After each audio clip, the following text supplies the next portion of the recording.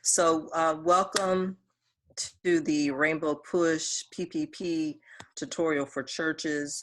I mentioned in an earlier session that this is being sponsored by Rainbow Push, and many of you know Reverend Jesse Jackson, and he basically has spent his life focused on social justice. But he realizes there can be no social justice if there's not economic justice. And so as this program is being rolled out and billions of dollars rolled into our economy, he wanted to make sure that our people had an opportunity to access some of the dollars. And some of the algorithms, the paperwork that's due was problematic for a number of people. And so in the first phase, a lot of people got left out. So I have Nate Akins here, and Nate is a virtual CFO for churches. He's actually the virtual CFO for my church, and they got their package and they got their money, right, in the first round. So he is a really good resource, and we brought him on because he's a really good resource to help other churches and nonprofit organizations that may need the Paycheck Protection Program. So I'm going to turn it over to Nate. He's going to walk you through what it really takes to get your stuff together.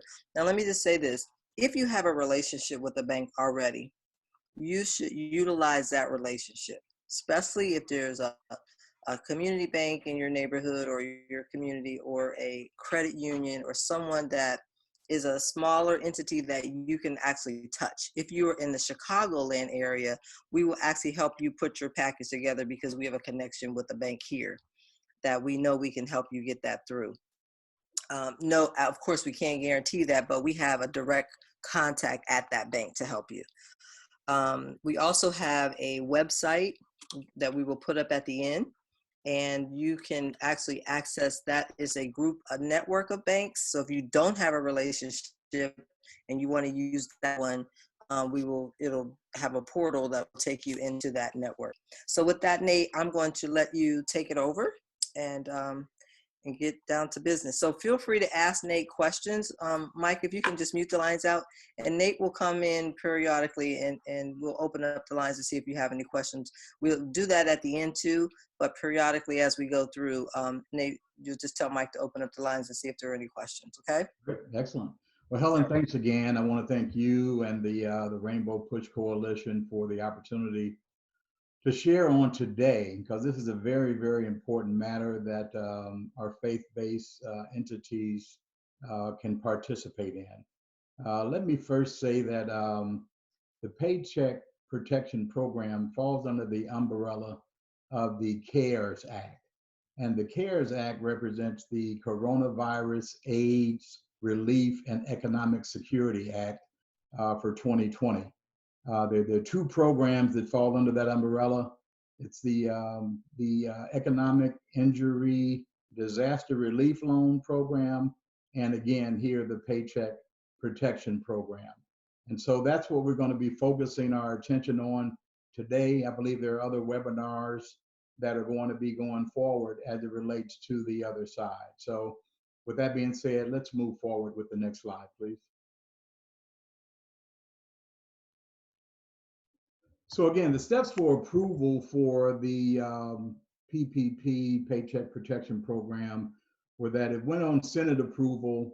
This was, first of all, a bill, Senate Bill 3548, that was put on the House floor by Marco Rubio, who worked quite extensively with Tim Scott. It was approved via the Senate, got House approval, then it went to the President's desk for approval, and it was launched. The first tranche of monies were $349 billion that approximately 2.5 weeks ago was funded. That loan, those loan dollars exhausted themselves probably 1 day away from 2 weeks from being done. There were, however, I mean, you may have heard that there was approximately $170 billion of that fund that was just given back, because there were companies out there that received the loans that were not supposed to receive them. And so there's about $170 billion that's being put back into the fund. So this new tranche of money of 310 billion gets launched. The application process starts tomorrow morning at 9:30 a.m. from what I understand, Eastern Standard Time. And so again, it is it behooves us to begin to prepare ourselves to line up our documents, to submit to the institutions that, again, as Helen mentioned, we have relationships with, and be expedient about that. So we're going to talk. I really want to share with you guys from an audit trail perspective on today in regards to the documents that you need to put together. Because again, as Helen mentioned, I've gotten 2 church transactions done, and I probably submitted more than what they were expecting to get. My sense and my thought process was to be in the underwriter's shoes. So as he or she that went through my application and my documents didn't have any questions at all to what I was submitting. Next slide, if we can. Okay, so the Payroll Protection Program, what is it? The Payroll Protection Program is a small business interruption loan that, again, as I mentioned, it falls under the CARES Act. Again, it's a loan that's administered by the SBA through your local lenders. Again, this is a government program that that's being administered and or serviced by the SBA. The loan proceeds, again, are used for qualified expenses for the loan to be forgiven. And so at the front part of this here, we are really talking about, again, what documents are necessary for us to submit to establish what the loan amounts are. Next slide. So let's talk about who's eligible. Employers or faith-based entities with less than 500 employees meet that qualification. 501c3s, again, with fewer than 500 employees. Independent contractors, sole proprietors, self-employed, et cetera, are all inclusive. However, our focus today is on the faith-based entities. Next slide. All right, so focus period. The period in which the lenders are looking at is February 15th, 2020 up and through June 30th, 2020. And that date's very important in relation to how we're going to be looking for the information for one, but also forgiveness on the other side.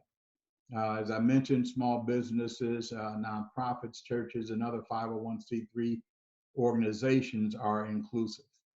Again, as I mentioned, this is also separate from the economic injury disaster relief loan that, as I mentioned, under the CARES Act. Again, it's administered by the Small Business Administration.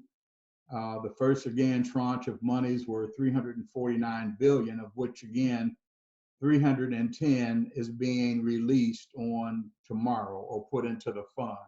And let me say this also, when the monies ran out in the first round, there were still applications in the pipeline for this next round. So again, as we talk through this, it's very important that you really roll up your sleeves to get this information prepared so it can be submitted as soon as possible. Next slide, please. So let's talk about the makeup of what the basis of the loan is based on, and that is your payroll cost.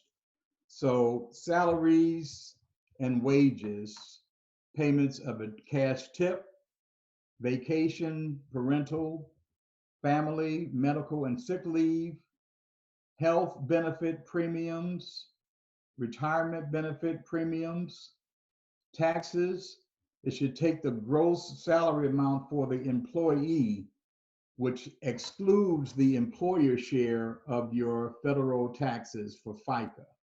1099 contractors are not inclusive in the calculation of the payroll costs for the Paycheck Protection Program. They have a separate filing that they can do under this program, but not in the PPP.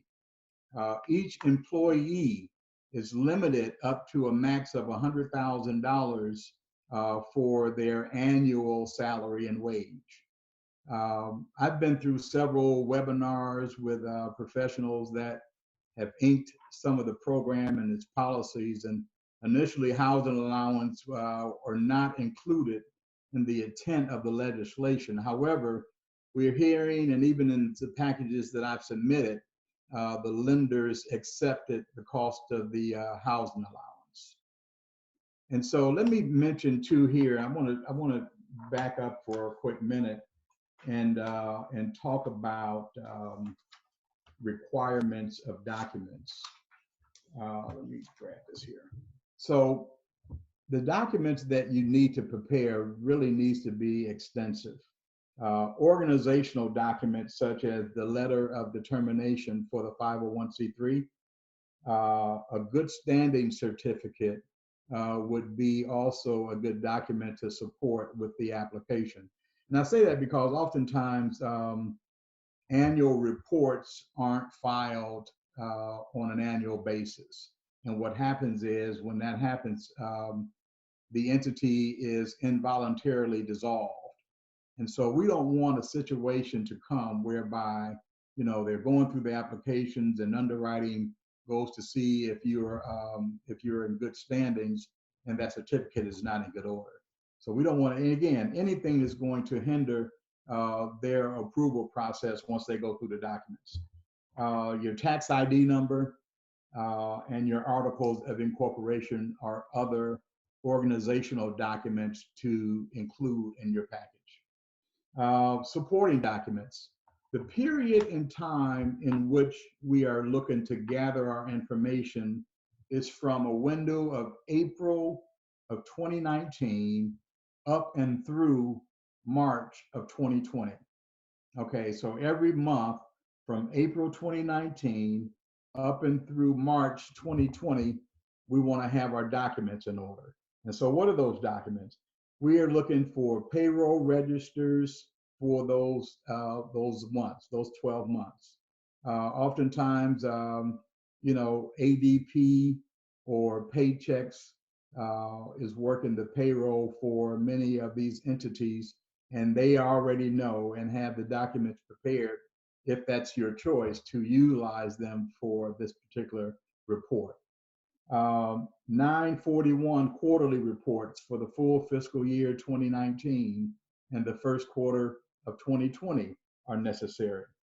The W-3 form, which is a summary of all the W-2 employees for the year 2019. Bank statements for each of those months, whereby your payroll, your health benefit premiums, your retirement benefit premiums were debited from. That's very important because, again, when they go through the package and you have your numbers, your average payroll costs in that application, well, what supporting documents do you have? And so when they've gone through, it will be very easy for them to dot the I's, cross the T's, and make sure that you're in line for the loan. So again, health benefit premiums, retirement benefit premiums, taxes, but only the employee portion of the FICA taxes can be included in the makeup of the payroll costs. Again, 1099 contractors are not included. You can limit each employee up to a max of $100,000, and housing allowance dollars can be submitted within the payroll cost calculation. Next slide, please.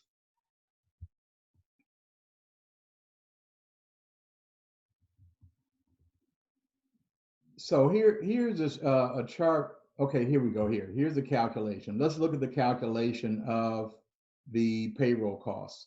So in this example, the monthly payroll costs averaged to be $15,473. Okay, so they did a spreadsheet for each month, dropping in the numbers we just went over, and that's what you need to do also. And so again, the average came into $15,473.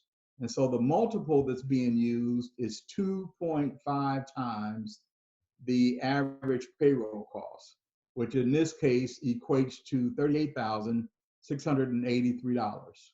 Again, you're using the average payroll for the 12 months times 2.5, which gets you your available loan, okay?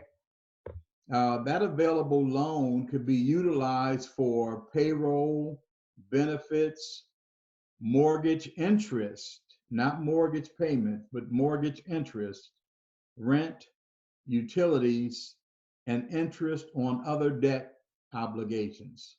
Next slide.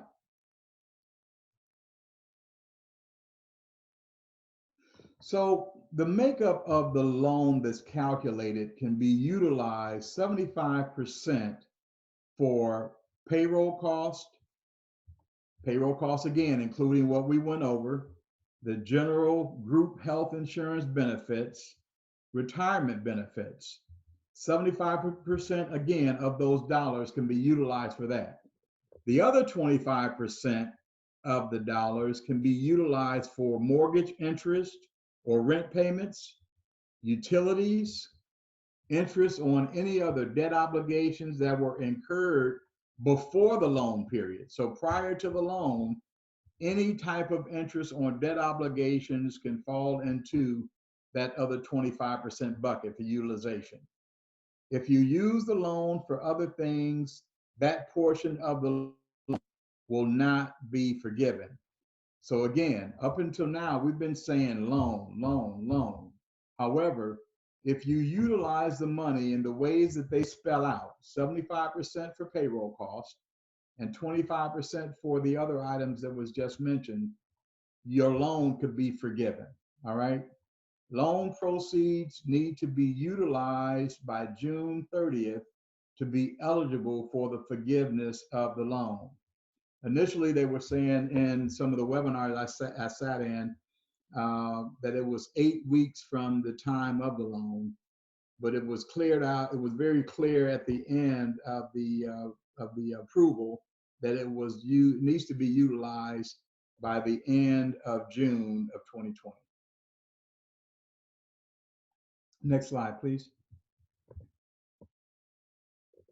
So let's look at the forgiveness of the loan qualifications. As I just mentioned, if the loan is used for the payroll cost, benefits, again, that's the 75% portion, and then the 25% portion being used for mortgage interest, rent, or interest on other debt obligations, then those dollars can be forgiven. Again, not more than 25% of the forgiven amount may be for non-payroll costs. Loan forgiveness will be adjusted and or reduced if you decrease your full-time employee headcount. So the whole premise of the Paycheck Protection Program is to maintain your employees, your FTEs, which is your full-time employees. And so that's the whole basis. And so if there's a reduction in those employees, that portion will not be forgiven. And I'm going to talk through the analysis of that here shortly. Your loan forgiveness will also be reduced if you go back to the previous slide for me. There you go. Okay, so your loan forgiveness will also be reduced if you decrease salaries by more than 25% for any one employee that made less than $100,000 during the fiscal 2019. You also have until June 20th to restore your full-time employment and salary levels for any changes that have occurred between February 15th and April 26, 2020. Because again, that was the period in time that the coronavirus affected a number of the faith-based entities was during that window of time. You can move to the next slide.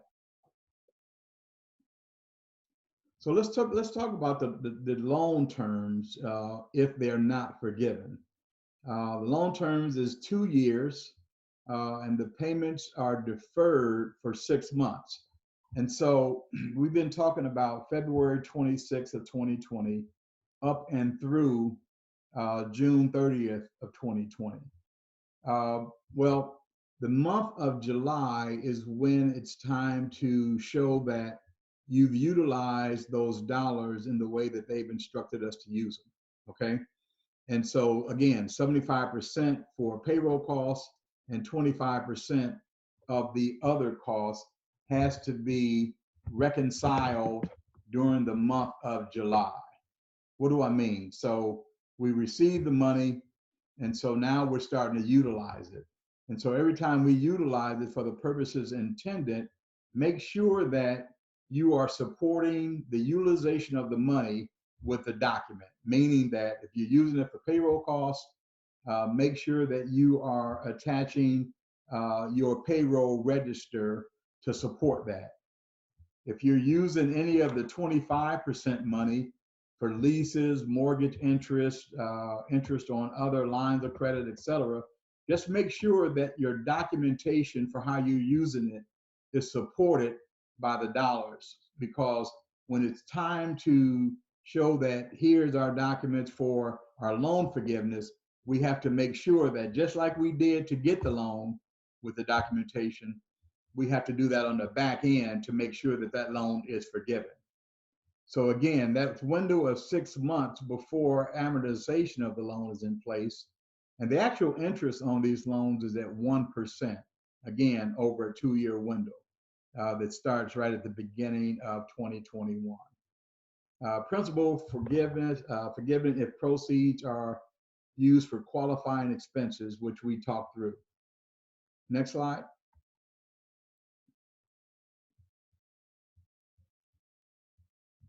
So again, the loan amount is 2 times the borrower's average monthly payroll costs in 2019. They keep saying the fiscal 2019, and that's proper also. The latest calls, however, that I was on wanted the last 12 months of rolling for the April 2019 up and through March 2020, which again, when all this rolled out, was the most current month. It's a $10 million max for each borrower. Again, payroll costs are limited to the first $100,000 earned by one employee. And again, the qualifications for sick leave, wages, etc., are inclusive, which again should be in your payroll registers that are submitted. Next slide. So again, the forgiveness terms, the loan proceeds for the following expenses during the 8-week period commencing on the origination date of the loan. Again, they mentioned 8 weeks here, but in the final rollout, it was by the end of June. Again, and it relates to payroll costs, rent, mortgage, interest, and utilities. The SBA is advising that not more, again, than 25% of the loan proceeds can be used for the non-payroll cost related items. We can't drill this enough, that making sure that those percentages are utilized correctly. Next slide.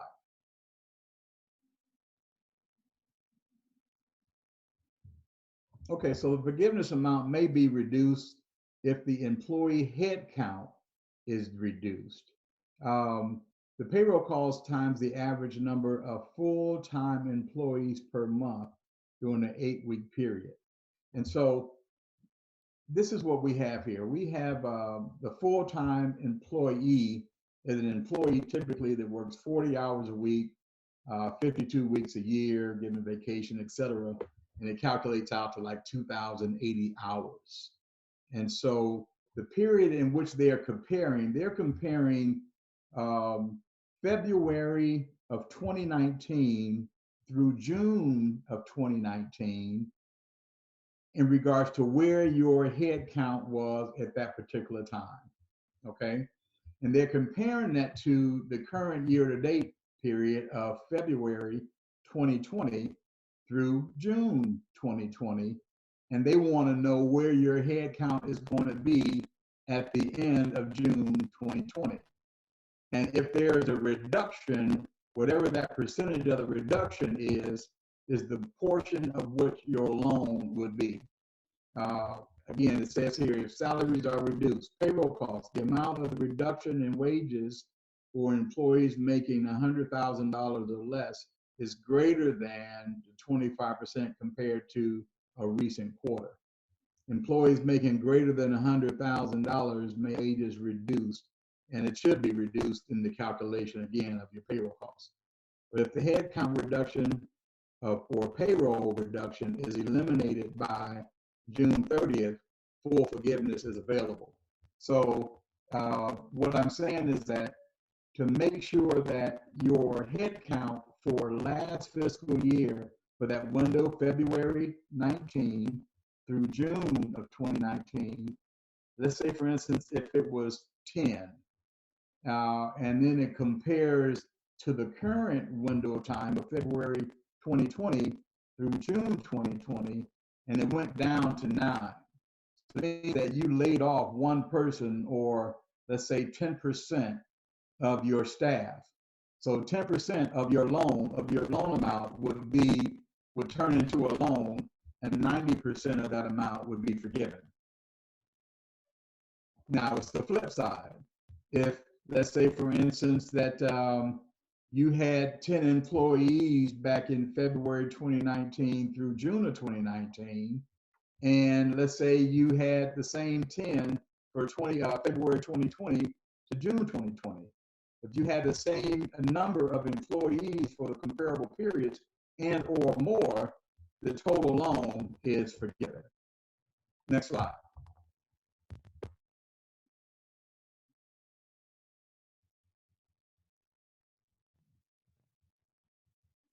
So the treatment of the forgiveness. Any amount of debt forgiven which could otherwise be included in gross income as cancellation of indebtedness income is excluded from the gross income under the program. It still has to pay interest. However, there's no prepayment penalties in the equation. Next slide, please.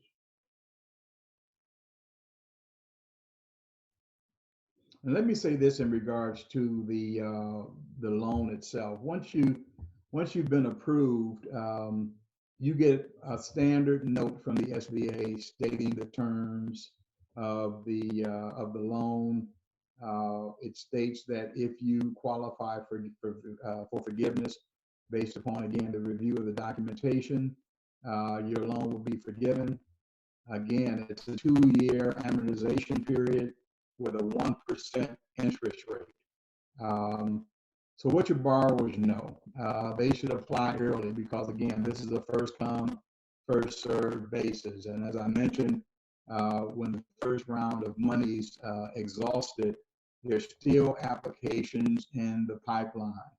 And now we have a whole new layer of applications that we're going to be looking to submit. There are limited amount of funds available. You know, as I mentioned again, there's $170 million of the 349 that are going back into the pot. And so that's going to be added to the 310 billion that's getting ready to be released. Review existing loan documents for covenants that prohibit additional debt. And those basically are loans that, you know, faith-based or churches are involved in now that may have covenants and bringing in on additional debt. So make sure that, you know, you consider those things when we look at these loans. As I mentioned, we need to track expenditures to allow forgiveness. You know, just as I said, it's so important to articulate our documents that they be an overkill from the front side to get the loan, but even more so on the back end to make sure that those loans don't turn into loans, but they are completely forgiven. Because again, failure for proper documentation may result in you having some type of loan when you come out of this. Next slide.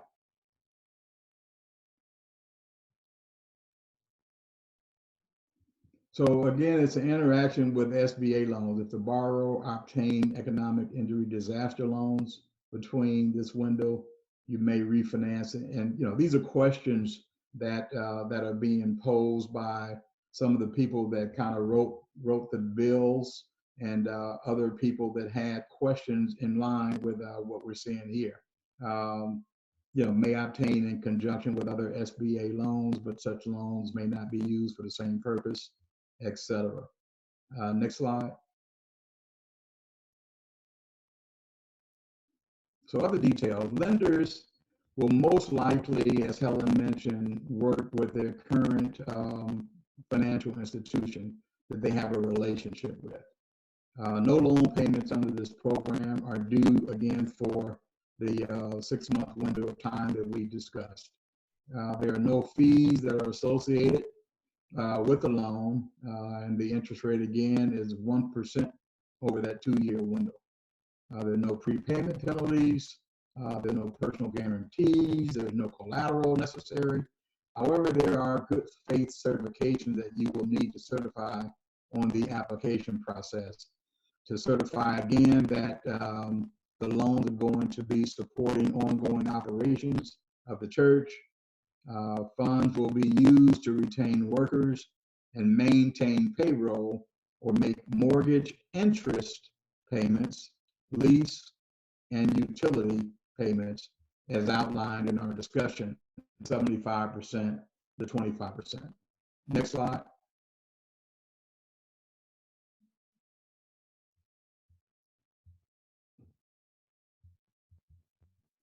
So as I mentioned, the good faith certification at application time and after the application time. So getting the loan and also on the back end to have a loan forgiven. Organization needs a loan to support ongoing operations due to the COVID-19. Again, funds being used to retain workers and maintain payroll and to make the payments that we've mentioned. Have not and will not receive another loan under this program. Provide lender with the proper documentation, verifying the information that has been submitted on the application, and how funds will also be used. Everything is true and accurate. Again, these are certification questions on the application. Submit documents, tax documents that are the same as those that are reported to the IRS.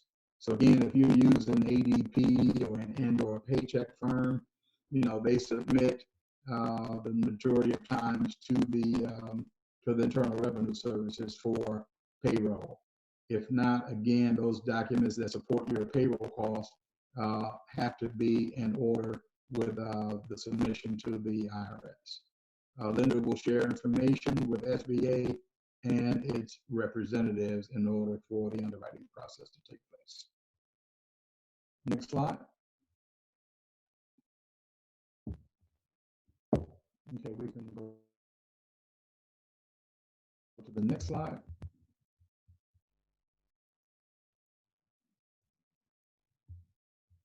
So it was very interesting. I sat in a webinar and went through this here with with those that were presenting. And so the easy math is this: there are approximately 5.8 million small businesses with 500 employees or less in the U.S. And there's approximately 300,000 churches and about another 1.5 million nonprofits in America. So they're saying that 88% of small businesses have 20 employees with an average salary of $45,857. Now, this salary does not even include the health benefits and or the retirement benefits or the payroll costs that's covered under the PPP. But let's take the numbers. Let's check the numbers. 5.8 million small businesses times 88% times 20 employees at a multiple of 2.5 months with salaries averaging right at $45,847 over 12 months. So the average payroll cost for everybody that has the ability to file is $975 billion. which really at the first tranche of money is 2.8 times that amount. It's 2.8 times that $349 billion. Now, adding this next layer of 310, it turned out to be 1.5 times that amount. So you see, it's so important for us to be expedient in getting our applications and documents in place, because the money, I think, again, as I mentioned, it was one day shy of 2 weeks before the first layer of monies ran out. And they're saying that this next layer is going to run out in like no more than 3 days. So again, as I said again, it's so important for us to roll up our sleeves and really get behind putting our documents together, making sure our I's are dotted, our T's are crossed, so that the supporting document matches the application that we're going to be submitting, so that the underwriter, he and or she, will have no issues when our application and documents are sitting in front of them and approving that loan. Next slide.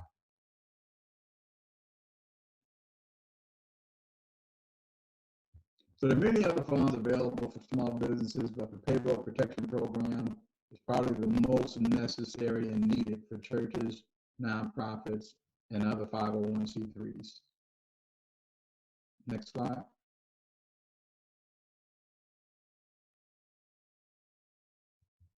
And so again, we stress that if you have a relationship with a current lender, leverage that relationship. Use that relationship to the utmost. You have a relationship with them, and it's very important. However, if you do not have a relationship with an SBA lender, go to the following website. For some reason, Nate, your signal's going out or something. I can't hear you. I don't know if everybody else can. Is that better?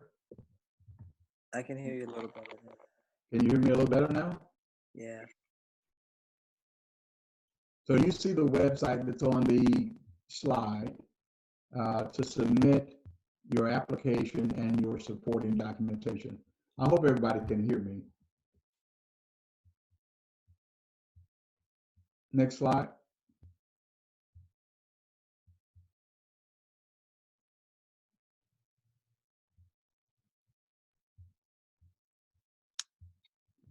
So let me thank everybody for carving out the time that we've spent today to go through the Payroll Protection Program, what it means, what it's about, documentation that's necessary for submission. And I want to open up the call now to any questions, comments that you may have.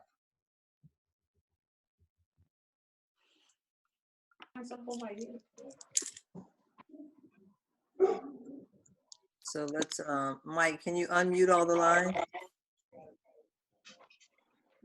They're all muted. There we go. So are there any questions while you have Nate on the call, who is clearly a professional and good at what he does? If you have any questions on what you need to do to prepare your package, now is a good time to ask. Any questions before we part? Okay, so let me just say, everybody good then? I have a question. Okay. Yeah, I did apply last time, the earlier one, but I didn't get any response. And I was told that it was, I applied through the SBA website. And also, I didn't understand certain things like the number of employees, because at that time I just put one, but there's definitely more than one. So can I reapply again for that same loan? Let me ask you this question. Can you hear me well? Sure, yeah, I can hear you. Okay, great. Let me ask you, did you get a response from your lender when you submitted your application or after the funds exhausted? No, I didn't get any response from my lender. I only got I got an email from the SBA that just talked about I could apply for an I didn't remember the email. I need to read. They just said there were some other loans I could or look into, some other grants and loan I could look into. I didn't get anything from mine. Let me try and see. So if you have not applied for the EIDL, you probably should do that. That's probably what they, so the EIDL is a, EIDL loan, yeah. yes. So the first $10,000 is a grant, and then it converts into a loan. So their goal is to try to get money to people as quickly as possible so they can sustain their business and then go back and approve the loan. So it's based on the number of employees you have. So if you have 1 employee, then you get 1,000. 2 employees, you get 2,000. Initially, they said it was going to be a 10,000 advance, but when they started doing the math, they just did it based on employees. And it's a grant, so it's not, you know, you get it. They're not asking for it back. It's not a loan. The PPP, on the other hand, you've got to prove that you used the money the way they said you used it in order for it to be forgiven or like a grant. Otherwise, it will convert into a 1% loan. So, and you can apply for both.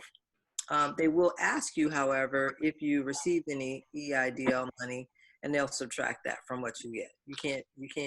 You can get both, but you can't get the sum total of both. Okay. So if you haven't applied for the EIDL, you should go out and do that. For every business that you have.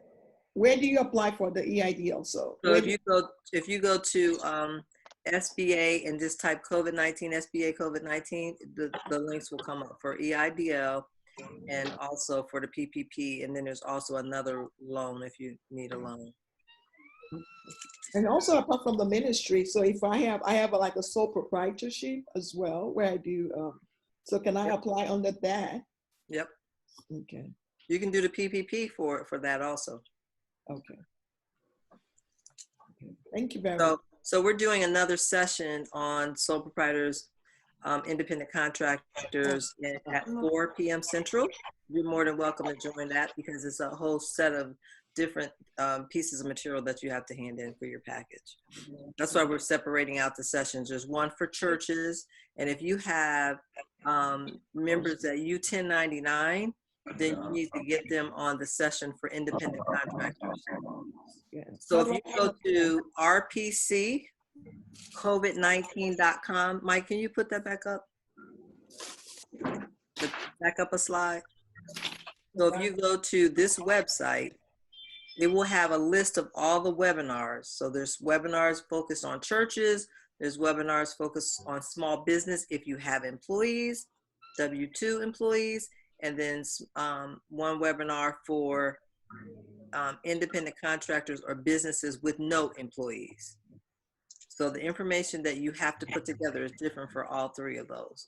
So if you have any, let's say your musician is 1099 or your custodian or your secretary is 1099, they need to file for their own money. But the goal is for them to get at least 8 weeks of pay so that they can stay on your staff until this is over. You don't have to pay them, the government will pay them for you. And you know what, they can also file for unemployment. So they have to weigh it. Unemployment lasts 36 weeks. This is for 8 weeks. You can't get both, and you got to have paid taxes on the money. So you either had to get a 1099 and claim it on your Schedule C, or you can't get any money. Any money that was under the table is not useful in this case for any of the money, any of the grants or loans. Any other questions? Yes, I have one question. So in order to do the application, we didn't do it before. My pastor talked about it, and by the time we were going to do it, the money was gone. So where do we go to access the application?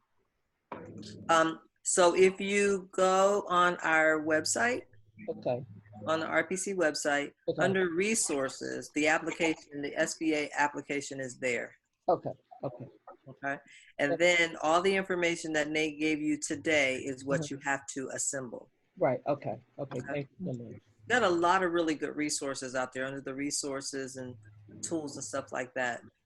Pretty much everything you need can be found on that site. Okay. Thank you. Here's the site, by the way. So Mike has it up. Let's see. So, yeah, you move down a little bit, Mike. So you can go regional offices tools to help you calculate, and just other little tools. Go to the webinar page at the top, Mike, and go down some. So you can see we have a schedule for churches, and we're going to get the rest of that up because there's be sessions tomorrow and Tuesday also. We don't think the money will last past Tuesday, so we'll stop doing the sessions on Tuesday, but you can see churches, small businesses, and independent contractors. Okay, all right, thank you. All right. You're welcome. I have a question. Yep. Yes. Okay, question is, this is just for full-time employees. If you have a part-time employee, you cannot include their salary? Yeah, you calculate their hours. Again, a full-time employee is calculated out at 40 hours a week times 52 weeks, which equates out to 2,080 hours. And so you have to really do the same thing with the part-time people that you have to build up to that. If it's lesser than that 2,080 hours for all your part-time employees, they cannot be inclusive. Thank you. And again, independent contractors are not included in the numbers as well. Again, yes, independent contractors have to fill out the information for themselves. Good question. Any other questions? So yes, please. How do you sign up for the 4 p.m. the next one you have? So you go to the website, RPC, Okay. COVID-19.com. Okay. So Mike has it up right here.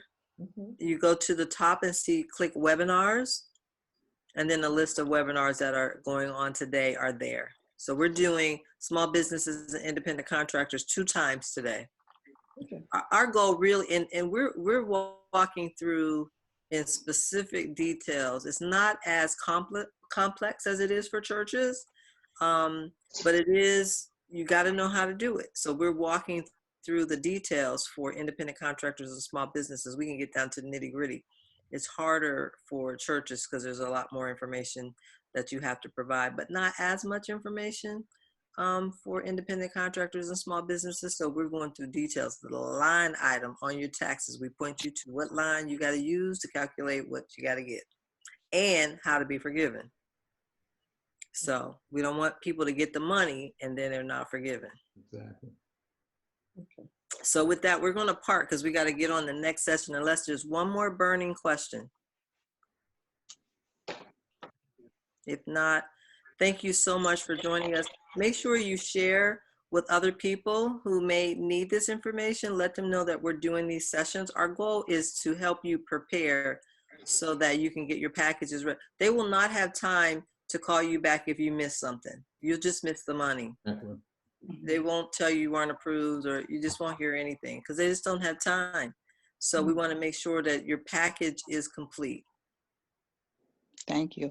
You're welcome. All right, everybody. Thank you. Thanks, everybody. Have a Thank great you. day. Thank you. Bye. Bye.